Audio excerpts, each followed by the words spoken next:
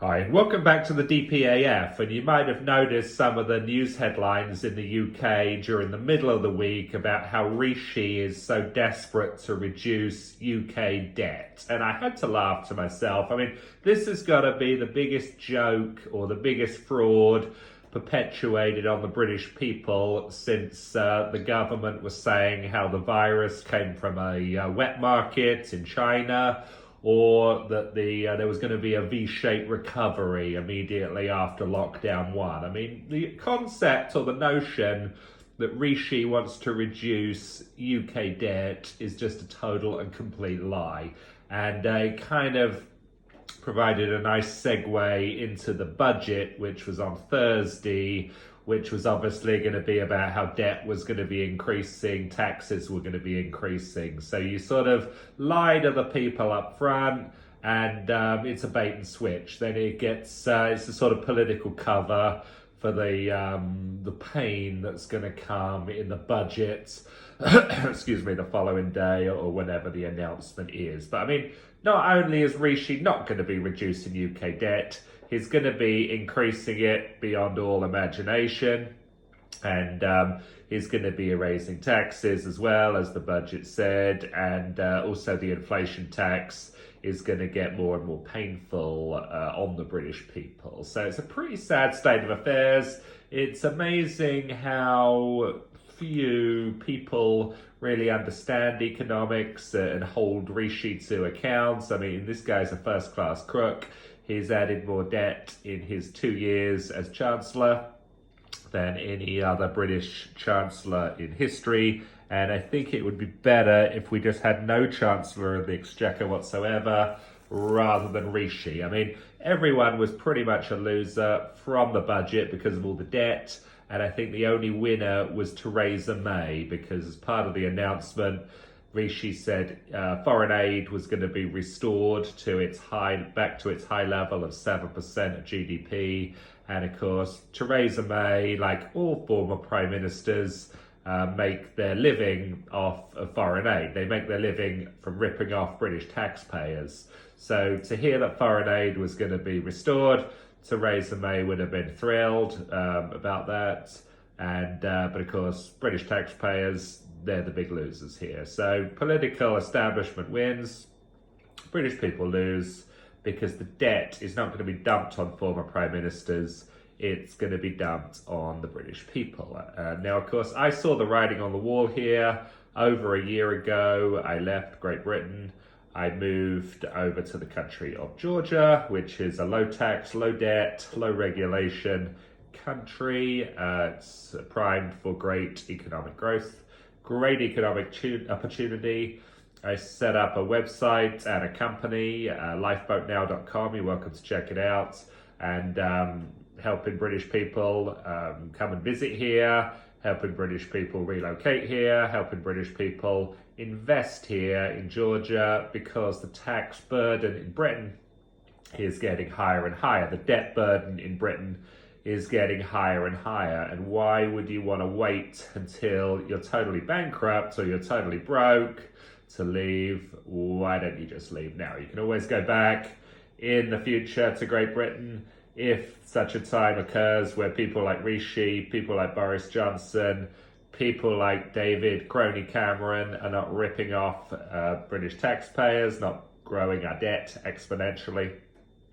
But in the meantime, it'd be best to sidestep the economic crisis rather than be swallowed up by it. And of course, also in this budget, there was sort of rosy projections about how, by 2024 or 2025, things will be looking much better and all this kind of stuff. But of course, how do we know that? How do we know there won't be any more unexpected pandemics popping up from the lab in Wuhan? What about Peter Daszak? Has anyone thought to interview him yet? How about an investigation into where the virus came from and what part the British intelligence agencies played in collaboration with the American intelligence agencies, or the American CDC, World Economic Forum, to allow this virus to escape? If we have another virus, maybe next week or next month or next year, Won't that curtail our economic recovery? What about the collapse of the US dollar in the United States? Will that not curtail our economic recovery in Great Britain? We do not have any rainy day fund to fall back on in Britain now because our debt is so outrageously high.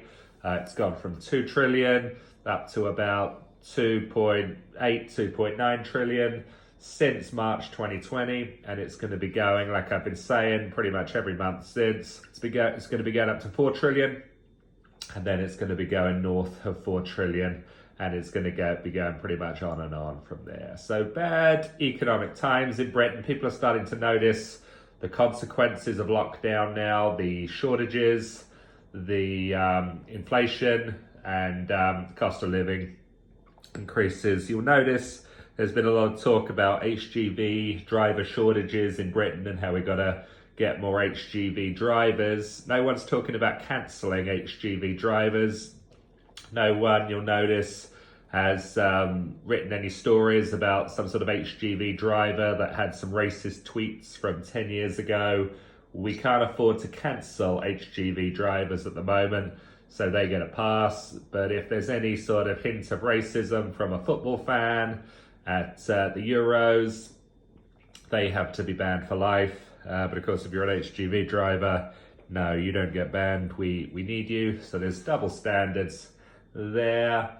And also what I think is going to start to emerge here is what I'm going to call this concept of lockdown deniers. There was a lot of criticism last year of so-called COVID deniers, people that were denying that the virus existed. But I want to coin a new phrase of lockdown deniers. And these are going to be members of the political classes that I won't go as far as saying denied a lockdown ever occurred, but certainly denied that they were ever a part of the lockdown. As it becomes more and more obvious that all these all these economic problems, all this economic pain is a consequence of the lockdown, a lot of the political people that were championing lockdown will sort of be denying that they even called for the lockdown, that they didn't support the lockdown. They'll be trying to distance themselves from the lockdown, every which way they can. I wouldn't even be surprised if the Conservatives try to run the next election as being the anti-lockdown party.